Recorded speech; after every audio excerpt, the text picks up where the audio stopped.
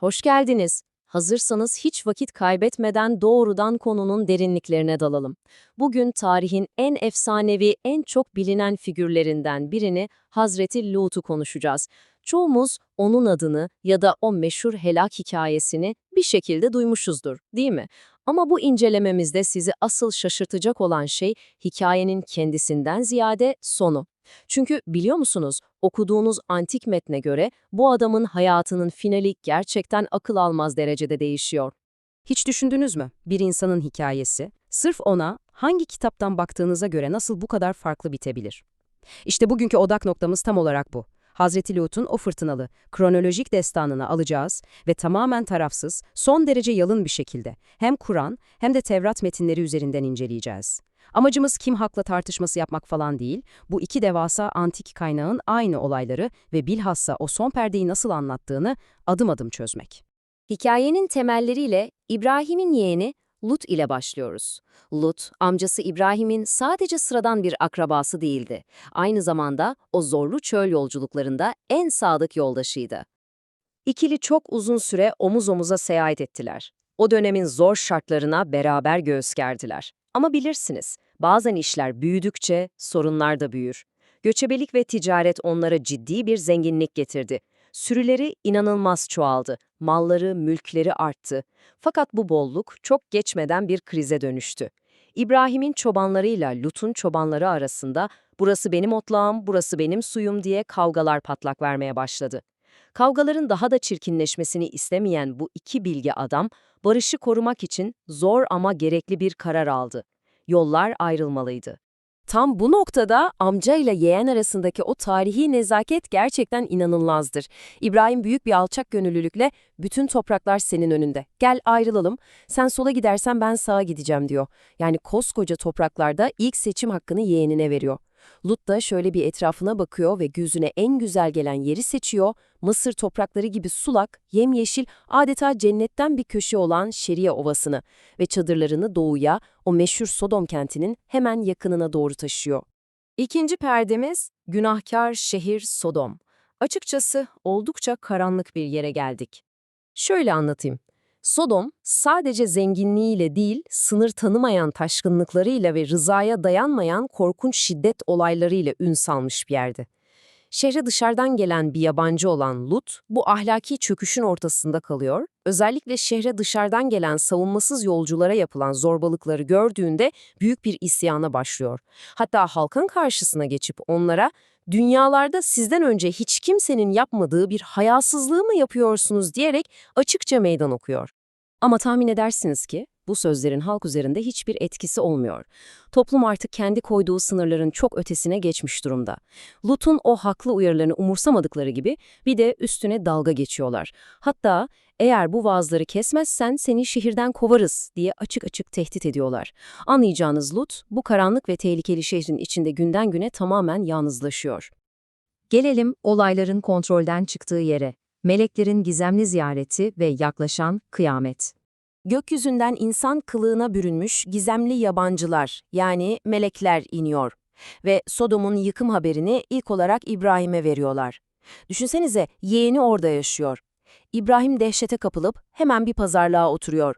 Meleklere diyor ki, "şehre de 50 iyi insan bulursam şehri bağışlar mısınız?" Peki 40, ya 10 tane bile iyi, adil insan çıkarsa?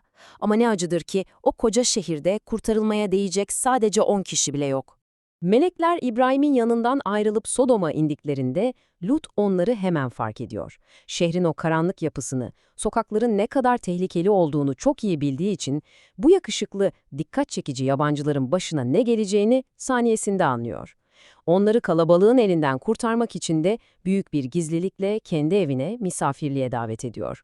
Ancak Sodom'da sır saklamak imkansız gibi bir şey. Şehrin halkı genç yaşlı demeden resmen Lut'un evinin etrafına üşüşüyor. Kapıya dayanıp bu yabancıları kendilerine teslim etmesini istiyorlar. Lut, kelimenin tam anlamıyla köşeye sıkışmış durumda. Kapıya çıkıp "bunlar benim konuklarımdır, beni onların yanında rezil etmeyin" diye çaresizce yalvarıyor. Hatta durumu kurtarmak, misafirlerini o vahşetten korumak için kalabalığa kendi kızlarını bile teklif edecek kadar umutsuz bir noktaya geliyor.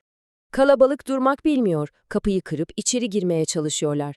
İşte tam o saniyede inanılmaz mucizevi bir müdahale oluyor. Melekler aniden Lut'u evin içine çekip kapıyı kilitliyorlar ve dışarıdaki o çılgına dönmüş kalabalığı saniyesinde kör ediyorlar. Dışarıdakiler birdenbire zifiri karanlıkta kalıyor. Kapıyı bulmak için elleriyle çaresizce duvarları yoklamaya başlıyorlar. Tam bir kaos. Artık dönüş yok.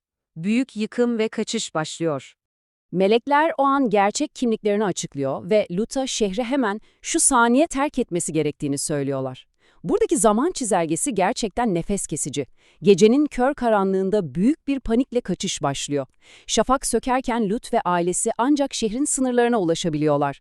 Ve güneş gökyüzünde parlamaya başladığı an arkalarında bıraktıkları o koca şehir için kıyamet kopuyor. Metinlerin bu yıkımı anlatış biçimi gerçekten tüyler ürpertici. Gökten adeta ateş ve kükürt yağıyor, pişirilmiş balçıktan taşlar iniyor ve koca bir şehir tabiri caizse kökünden sökülüp tamamen alt üst ediliyor. Fakat meleklerin kaçarken Lut ve ailesine verdiği çok ama çok net bir talimat var. Kaç, canını kurtar ve ne olursa olsun sakın arkana bakma. Ve burada hikayenin en trajik detaylarından biriyle, kurallara uymamanın o ağır bedeliyle karşılaşıyoruz. Lut'un karısı bu uyarılara rağmen kendine engel olamıyor. Belki amansız bir merak, belki geride bıraktığı o hayata duyduğu özlem. Arkasını dönüp yıkılan şehre bakıyor ve metinlere göre tam o saniyede olduğu yerde taşlaşıyor, tuzdan bir sütuna dönüşüveriyor. İşte şimdi bu incelemenin en çarpıcı yerine, o meşhur final perdesine geldik. Metinlerdeki iki farklı son. Şurası çok net, her iki antik kaynakta şehrin yerle bir olduğunu ve Lut'un bu korkunç felaketten sağ çıktığını kabul ediyor. Buraya kadar sorun yok.